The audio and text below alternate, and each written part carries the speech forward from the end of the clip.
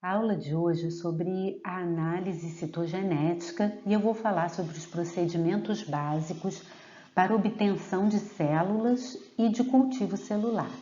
Eu sou a professora Denise Monerá Nogueira. Na aula de hoje eu começo descrevendo o histórico do desenvolvimento da análise citogenética. Em seguida, eu vou falar sobre a obtenção de células para análise dos cromossomos, quais os tipos de tecidos mais usados, as técnicas de coleta e transporte. Depois disso, falo sobre a técnica básica de cultivo celular. Em seguida, preparo das lâminas, como é feita a coloração convencional dessas lâminas, que é um tipo específico de coloração, e como que essas lâminas são observadas ao microscópio, assim como a imagem vista ao microscópio é interpretada e organizada no cariótipo. No histórico sobre a origem da genética como ramo das ciências biológicas, já apresentado na primeira aula da disciplina, eu mencionei que Sutton e Boveri formularam a teoria cromossômica da herança. Relembrando, os trabalhos de Mendel haviam sido redescobertos em 1900 e em 1902 o norte-americano Sutton, estudando a meiose em gafanhotos, e o alemão Boveri, estudando o mesmo tema no ouriço do mar, de modo independente, formularam a hipótese de que o comportamento dos fatores mendelianos durante a formação de gametas era exatamente paralelo ao comportamento dos cromossomos na meiose, estabelecendo, portanto, a hipótese cromossômica da herança, que ficou conhecida como hipótese de Sutton e Boveri. Foi também Sutton quem uniu os termos citologia e genética e criou o termo citogenética, que pode ser definido como o estudo dos cromossomos, analisando-os em relação ao número, herança e estrutura. A partir de então, teve início a busca pelo número exato de cromossomos humanos. Durante o final do século XIX e início do século XX, a ênfase da análise citogenética recaía sobre a determinação correta do número de cromossomos e da configuração dos cromossomos sexuais em humanos. Em 1912, von Winotter descreveu o número diploide de 47 em homens e 48 em mulheres. Em 1923, Painter, estudando cromossomos meióticos, estabeleceu 48 e o mecanismo cromossômico sexual XY em humanos. A análise citogenética requer células em divisão. Inicialmente era usado tecido gonadal, mais especificamente tecido testicular esmagado entre lâmina e lamínula. Por esse motivo, a determinação do número de cromossomos se tornava bastante difícil, o que levou a essa identificação errônea do número diploide em humanos inicialmente. Em 1924, Levitsky formulou o termo cariótipo para se referir ao arranjo ordenado dos cromossomos. Como eu já disse, a despeito dos avanços técnicos, havia uma notória dificuldade na discriminação dos cromossomos individualmente, pois eles ficavam sobrepostos nas preparações em lâminas de microscópio. Para o cultivo das células era usada uma solução isotônica, ou seja, com a mesma osmolaridade que a célula. Porém, assim como em outras grandes descobertas científicas, a solução para aprimorar a visualização dos cromossomos em lâmina surgiu por um evento não planejado, quer dizer, ao acaso, ou seja, decorrente de um erro. Após realizar um novo cultivo celular, o Dr. Tao Xiu Zhu preparou as lâminas e, ao observá-las ao microscópio, percebeu que os cromossomos estavam bem espalhados, individualizados, o que facilitou muito a sua análise e contagem.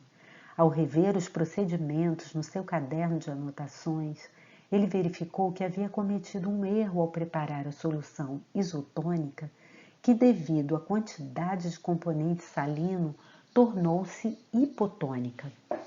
Desse modo, ao usar a solução hipotônica, o meio intracelular das células cultivadas para análise citogenética tornou-se hipertônico em relação à solução em que a célula estava imersa. Isso fez com que houvesse a absorção de líquido, tornando a célula inchada, facilitando a dispersão dos cromossomos no seu interior. Lembrem que na metáfase a célula já perdeu a membrana nuclear na prometáfase, ou seja, entre o final da prófase e o início da metáfase. Subsequentemente, isso facilitou a ruptura da célula e espalhamento dos cromossomos nas lâminas. Essa descoberta consagrou o Zhu como pai da citogenética moderna. Repetindo, a solução hipotônica permitiu a entrada de água nas células via osmose, expandindo a membrana celular e permitindo a separação dos cromossomos no seu interior, tornando posteriormente mais fácil a sua visualização após fixação em lâmina. Esse acidente foi a chave que abriu naquele momento o futuro da citogenética, não só humana, mas de todos os mamíferos. Percebendo o potencial desse evento fortuito, Zhu e Pomerá, que era o diretor do laboratório onde o Zhu trabalhava, em 1953, publicaram o procedimento do choque hipotônico, que se tornou um paper clássico no campo da citogenética. Em 1956, outros dois pesquisadores acrescentaram uma nova modificação à técnica de análise citogenética, desenvolvendo um novo tratamento prévio da cultura de células em crescimento, utilizando uma substância chamada colchicina, um alcaloide extraído da planta Colchicum autumnale, ou açafrão do prado, que tem a propriedade de se ligar às proteínas tubulinas, impedindo a sua polimerização e a consequente formação dos microtúbulos, assim como a desorganização daqueles que porventura já estejam polimerizados. Desse modo, não se forma o fuso mitótico e não ocorre a segregação anafásica, acumulando então células em metáfase, que é a fase da divisão celular em que os cromossomos estão mais individualizados devido ao grau máximo de condensação da cromatina. Com todos esses avanços, logo em seguida, Tijo e Levan, Tijo havia trabalhado com Ford Hamilton e Levan havia trabalhado no laboratório de Zhu. Após cuidadosamente rever as imagens dos trabalhos anteriores, publicaram que o número de cromossomos humanos era 46 e não 48. Um dogma de mais de 30 anos foi derrubado em um artigo clássico. 3 anos depois, a era da citogenética tem início com a identificação de 4 síndromes cromossômicas.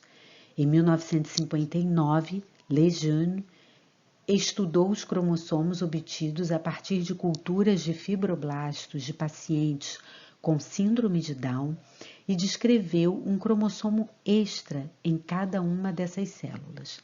A trissomia foi descrita envolvendo um dos menores pares de cromossomos, sendo eventualmente referida como trissomia do 21.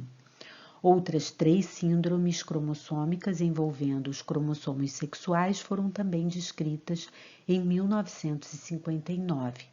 Ford e colaboradores relataram que as mulheres com síndrome de Turner têm 45 cromossomos, com um só cromossomo X e nenhum Y. Jacobs e Strong demonstraram que o homem com a síndrome de Klinefelter tem 47 cromossomos, com um cromossomo adicional pertencente ao grupo que continha o cromossomo X. Jacobs também encontrou em uma mulher com disfunção sexual 47 cromossomos, devido ao complemento cromossômico sexual XXX, também denominado trissomia do X. Em 1960, Peter Nowell observou que a fitohemaglutinina, uma substância usada para separar as células brancas do sangue das vermelhas, estimulava os linfócitos a entrarem em divisão celular. Ele o introduziu, então, no cultivo de células para análise citogenética como um agente mitogênico, ou seja, capaz de estimular as células a entrarem em divisão in vitro, quer dizer, no tubo de ensaio. Esse achado permitiu utilizar células brancas do sangue periférico para análise citogenética, bem mais fáceis e com menos risco ao paciente de serem obtidas, e eliminou a necessidade de obter aspirado de medula óssea, que até esse momento representava a melhor maneira de se obter boas preparações cromossômicas, embora com mais risco à saúde do paciente.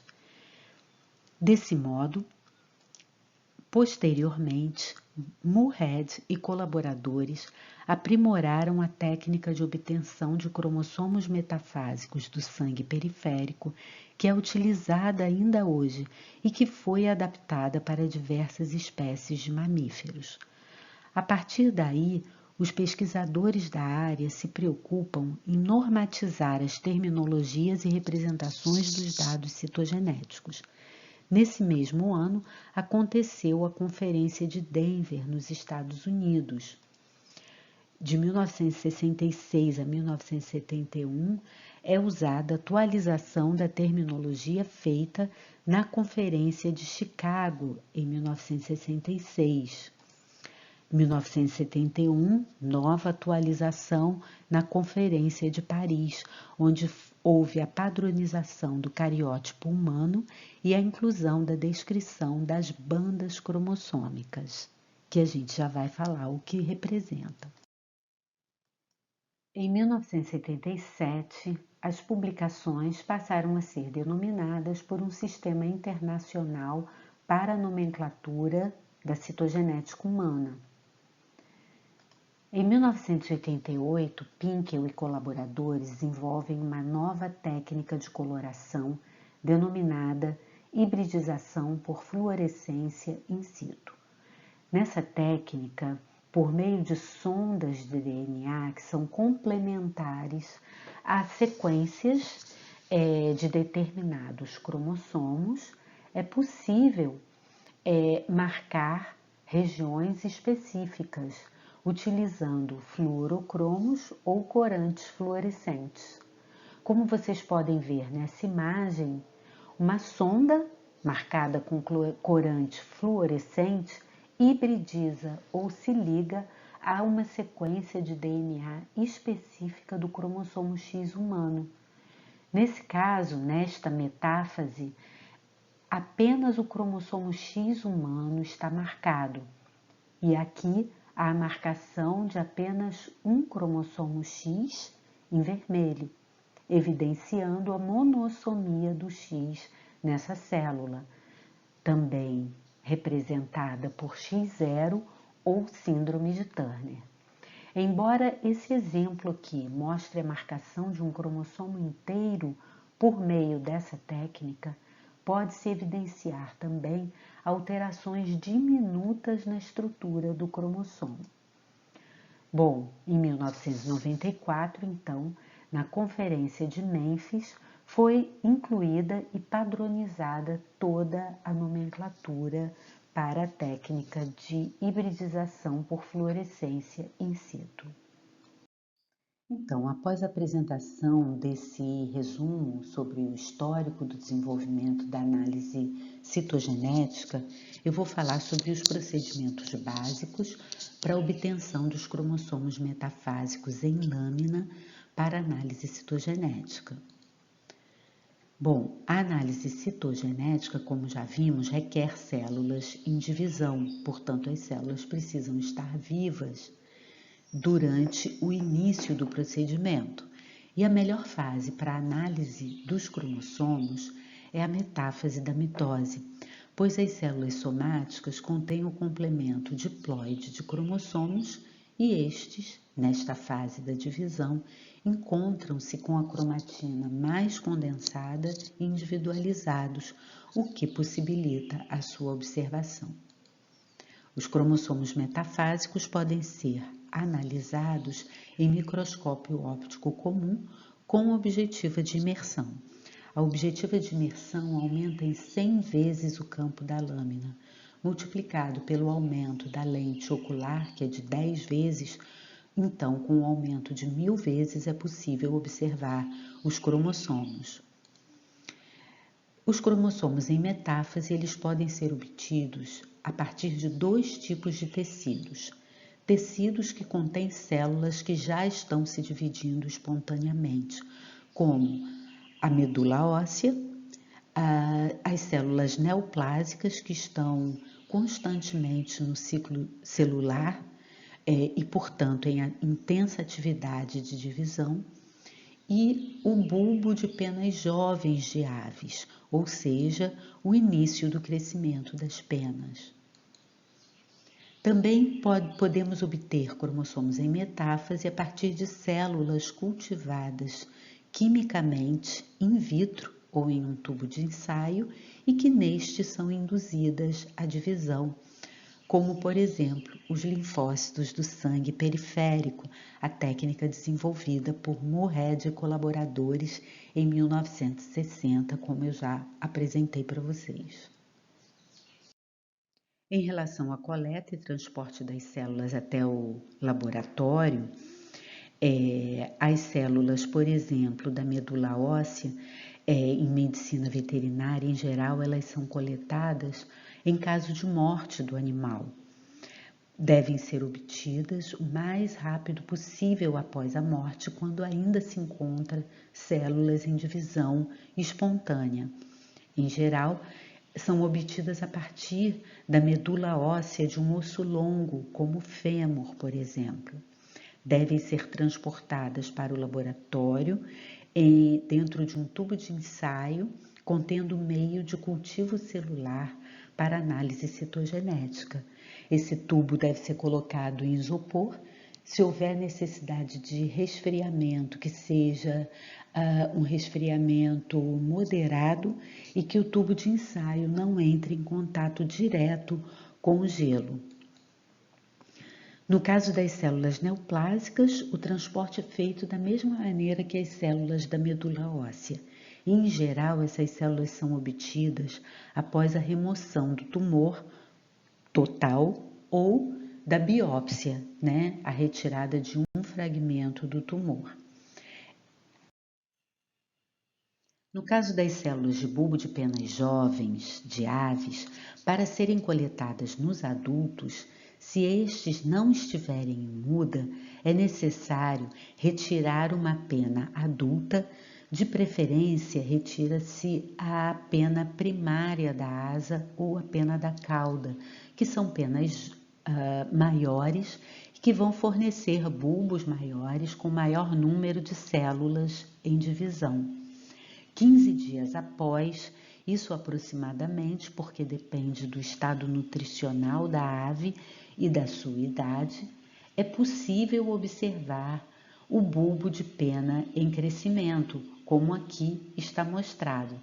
Esse aqui é o ideal, porque ainda não há formação da pena e, portanto, o material no interior do bulbo é rico em células em divisão. Antes da retirada, deve ser feita a antisepsia do local, também com álcool 70, e esse bulbo deve ser coletado com o auxílio de uma pinça hemostática. No caso dos ninhegos, eles são ricos em bulbos de pena, também chamados de canhões, e eles então podem ser retirados assim que os indivíduos começarem a emplumar. O bulbo deve ser colocado em um frasco estéril, contendo meio de cultura para análise citogenética. Esse tubo deve ser colocado dentro de um isopor e transportado em temperatura ambiente. Do mesmo modo, se for um local muito quente, o transporte for por uma distância muito longa, ele pode ser levemente resfriado e, nesse caso, tomado o mesmo cuidado que eu já mencionei anteriormente, para que o tubo contendo o bulbo não entre em contato diretamente com o gelo. A coleta de linfócitos do sangue periférico é feito por meio do procedimento de coleta de sangue. A veia escolhida varia com a espécie animal. Em geral, de animais de pequeno porte, faz-se da veia braquial, que é a veia da pata dianteira, ou então da veia femoral, a veia que passa na pata traseira. No caso de bovinos e equinos, em geral, é feita a partir da veia jugular. Nesse caso, também faz-se a antisepsia do local utilizando apenas o álcool 70%. Por que não se utiliza o álcool iodado? Porque o iodo é tóxico às células para análise citogenética, então não deve ser utilizado. Deve-se utilizar uma seringa estéril. Esse sangue coletado é transferido para um tubo estéril, geralmente o Vacutainer, contendo heparina sódica como anticoagulante, e não o EDTA, que também é tóxico para as células utilizadas para análise citogenética.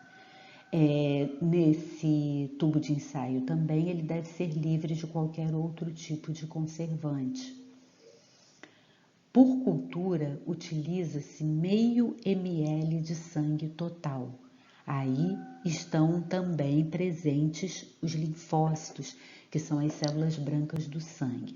Por segurança, implanta-se 2 a 3 culturas. Logo, 1,5 a 2 ml de sangue é suficiente para análise citogenética. Porém, quanto maior o volume de amostra biológica, maior a segurança para análise citogenética e sucesso da cultura.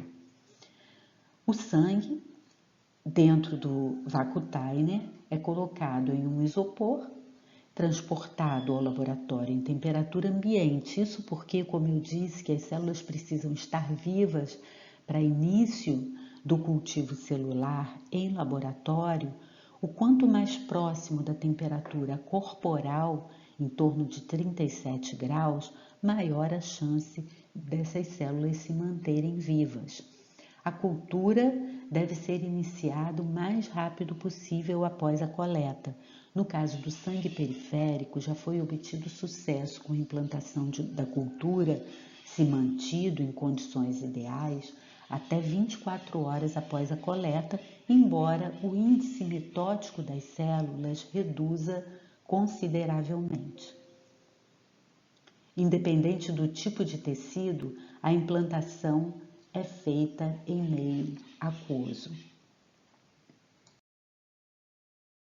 Independente do tipo de célula coletado, todas, ao chegarem ao laboratório, são implantadas em um meio de cultivo celular próprio para análise citogenética. Esses meios são soluções balanceadas com diversos aditivos, como sais minerais, glicose, aminoácidos, para manter as células vivas com capacidade de divisão no tubo de ensaio. Em alguns meios, há um sistema tampão para manter o pH, indicado, por exemplo, pelo corante vermelho de fenol, que é frequentemente usado como indicador de pH. Quando o pH em torno da neutralidade, esse meio tem essa coloração alaranjada, que é o ideal. Quando o meio se torna ácido, esse corante se torna amarelo. E no caso, quando ele fica extremamente básico, ele vai se tornar rosa ou até mesmo roxo. Então, o ideal com pH em torno da neutralidade com essa coloração alaranjada. Além do meio de cultura, adiciona-se para o cultivo celular soro fetal, que é essencial para o crescimento das células. O mais usado é o soro fetal bovino e é colocado no tubo de ensaio em torno de 10 a 30% do volume do meio de cultura.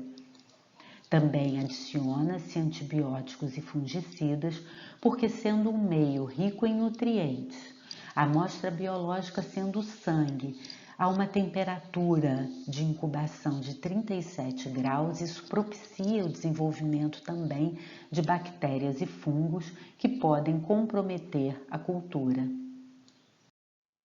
Com relação ao preparo das amostras, no caso dos tecidos sólidos, eles precisam ser desagregados e isso é feito colocando o tecido em uma placa de Petri, estando ligeiramente umedecido com o meio de cultura.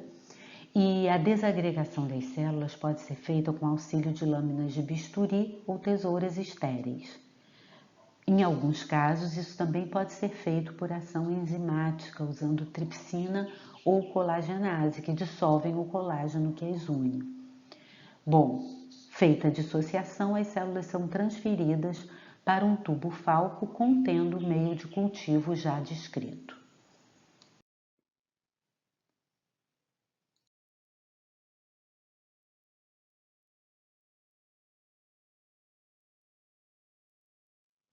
O cultivo celular é mantido em estufa a 37 graus, com pH em torno da neutralidade. Em relação ao cultivo das células, no caso dos tecidos sólidos, elas podem ser analisadas sem cultivo celular. Como já estão em divisão, coloca-se essas células diretamente no meio com colchicina, que interrompe a divisão celular em mitose, deixando-se de 30 a 40 minutos a 37 graus em estufa. No caso dos linfócitos do sangue periférico, eles precisam ser cultivados, pois não estão se dividindo na circulação. Permanecem em meio de cultura, então, conforme já explicado, durante 72 horas a 37 graus. Como o ciclo celular e a mitose leva aproximadamente 16 horas, nós teríamos aí em tubo de ensaio em torno de 4 a 5 ciclos celulares, aumentando muito o número de linfócitos no tubo de ensaio, que no caso representa apenas 30% do sangue coletado. Então isso aumenta muito a oferta de células para a análise citogenética. Bom, 1 hora antes de completar as 72 horas, o tubo de ensaio é retirado da estufa e é acrescentado a esse tubo de ensaio a fitohemaglutinina, que é o agente mitogênico, como eu já disse, que estimula os linfócitos a entrar em divisão no tubo de ensaio. Como a mitose leva 1 hora, esse tubo de ensaio volta para a estufa a 37 graus e as células que forem chegando em metáfase vão ter a formação do fuso mitótico interrompida e então os cromossomos ficam, digamos, imortalizados na fase de metáfase. Após completadas então as 72 horas, esse tubo de ensaio é retirado da estufa e é centrifugado a 1000 rotações por minuto durante 10 minutos. O sobrenadante é descartado, as células que nós queremos estão no fundo do frasco. Adicionamos então a essas células a solução hipotônica lá do azul e que ela é geralmente, como eu disse, uma solução salina. A mais usada é a solução de cloreto de potássio, mas também pode ser usado o citrato de sódio. O tubo de ensaio, então, com a solução hipotônica e as células já cultivadas para análise citogenética voltam para a estufa para a ação da hipotônica. No caso de células de linfócitos, vão permanecer 20 minutos na estufa. E no caso das células de tecidos sólidos, né, como o bulbo de pena, células de tumores, elas vão permanecer por 30 minutos, né? Essas células são, em geral, fibroblastos. Elas não podem permanecer, tanto os linfócitos quanto as células de tecido sólido, por mais tempo, porque como a água está absorvendo o líquido do meio, o ideal é que elas fiquem apenas túrgidas, mas se o tempo ultrapassa muito, elas podem se romper num tubo de ensaio. Então, vai liberar os cromossomos no meio, eles vão ficar dispersos e a gente não vai conseguir identificar, né, quais cromossomos pertencem a quais células. O que a gente vai ter uma mistura de cromossomos que a gente não deseja. Então, após esse tempo de 20 a 30 minutos, o tubo de ensaio é retirado da estufa e é novamente centrifugado. Uma coisa muito importante é que a hipotônica, ao ser adicionada às células, ela também esteja na temperatura de 37 graus. Em geral, a gente já prepara essa solução e deixa em geladeira, mas se a gente acrescentasse direto da geladeira sobre as células, né, na geladeira uma temperatura aí de 4 a 8 graus, isso poderia ocasionar um choque térmico às células que estavam em estufa a 37 graus, matando as células. E, nesse caso, não teríamos as células necessárias para análise citogenética. Chegamos então à última etapa da finalização do cultivo celular, que é a fixação das células. É feita com fixador de Carnoy, que contém 3 partes de metanol para 1 parte de ácido acético. O fixador ele interrompe a ação da hipotônica e fixa as células. Lisa também as células vermelhas ainda presentes, limpando o cultivo celular, mantendo apenas os linfócitos desejados. Ele deve ser preparado na hora do uso e, nesse caso, deve ser mantido em geladeira para ser acrescentado resfriado, diferente da solução hipotônica. A fixação é feita em 3 etapas. Cada etapa é seguida por centrifugação, o sobrenadante é descartado e mais fixador é acrescentado para maior limpeza do cultivo celular. Então, aqui estão resumidos os procedimentos do cultivo celular. Após a última etapa de fixação, a terceira etapa, com auxílio dessa pipeta aqui que vocês estão vendo, que é uma pipeta Pasteur, 2 gotas do cultivo celular são adicionadas, pingadas sobre a lâmina. Esse gotejamento é feito à distância da lâmina. Com a distância, pela própria gravidade, quando a gota bater na lâmina, a célula túrgida vai romper a membrana celular e liberar então os cromossomos na lâmina, que podem ser analisados ao microscópio. Antes disso, essa lâmina, após a secagem, ela precisa ser corada para então os cromossomos poderem ser visualizados ao microscópio. Depois do preparo da lâmina, quando elas estão secas, então elas são coradas com solução de guinça 10% em água destilada durante 10 minutos. Após esse tempo, ela é lavada em água destilada 2 vezes e é novamente deixada secando ao ambiente. Após esse período, já é possível visualizar os cromossomos ao microscópio. Nesse caso, os cromossomos, com a coloração convencional, eles são corados por igual ao longo das suas estruturas, né? Então, cromátides e centrômero. A gente vai ver toda uma coloração idêntica, né, ao longo dos cromossomos. Esse tipo de coloração permite a gente analisar se o número de cromossomos da célula está normal, logicamente de acordo com a espécie, e fazer o pareamento inicial dos homólogos. Também por essa coloração é possível verificar se há alguma grande alteração estrutural dos cromossomos, por exemplo, adição de um grande trecho de material genético ou a deleção ou remoção de grande parte da estrutura do cromossomo. Essas imagens que vocês vão ver agora são imagens de cromossomos metafásicos com coloração convencional.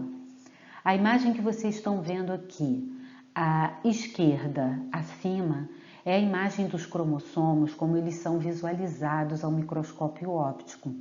A metáfase, né? Então a célula túrgida rompeu na lâmina e liberou os cromossomos que estavam no seu interior, espalhados por ação da solução hipotônica.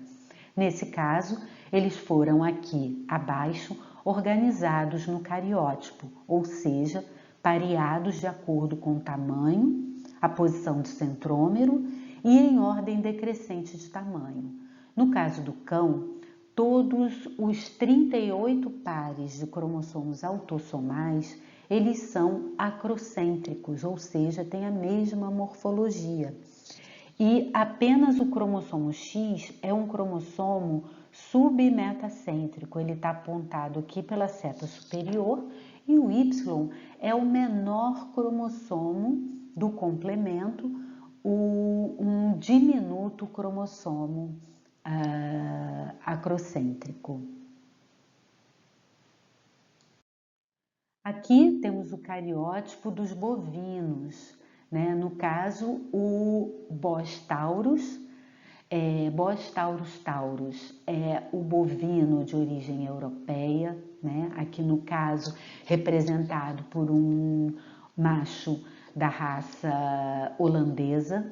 E aqui a gente tem o Bos taurus indicus, né? Que é um zebuíno, nesse caso aqui da raça Guzerá. Ambos têm 60 cromossomos, nesse caso aqui ambos são macho, para exemplificar, né, que em relação ao cariótipo, a única diferença entre eles é em relação ao cromossomo Y. No caso do Bos taurus taurus, ou seja, de origem europeia, o cromossomo Y é um pequeno submetacêntrico, e no caso do Bos taurus índicos, né, de origem indiana, o gado zebuíno, ele tem o cromossomo Y, que é um pequeno acrocêntrico. Em relação aos pares autossomais, assim como no cão, todos são acrocêntricos e são organizados, então, em ordem decrescente de tamanho, né? Nesse caso aqui, são 29 pares de cromossomos autossomais. E o par sexual, nesse caso aqui, XY. Aqui no último exemplo temos cromossomos de ovinos. Aqui também à esquerda a metáfase, como ela é observada ao microscópio, né? Aqui está bem evidente a presença das duas cromátides unidas pelo centrômero, e no cariótipo dos ovinos já se observa cromossomos com morfologias diferentes, ou seja, cromossomos de 2 braços, né, submetacêntricos, e cromossomos acrocêntricos, que continuam sendo a maioria aqui dos pares autossomais. Apenas 3 pares são cromossomos de 2 braços. Em relação aos cromossomos sexuais dos ovinos, o cromossomo X é um cromossomo acrocêntrico e o cromossomo Y é um cromossomo diminuto acrocêntrico. Praticamente nem é possível identificar a morfologia dele, que é acrocêntrica. E o ovino tem 54 cromossomos. Bem, mas como eu já disse no início dessa aula, falando sobre o histórico do desenvolvimento da análise citogenética, depois do desenvolvimento da técnica de coloração convencional, outras metodologias de coloração dos cromossomos foram desenvolvidas e que permitem fazer análises mais refinadas do cariótipo. Essas técnicas são chamadas de bandeamento ou bandamento cromossômico. Elas tanto produzem bandas alternadas ao longo de cada cromossomo, como também podem corar regiões específicas dos cromossomos, como eu já falei para vocês, por exemplo, os centrômeros.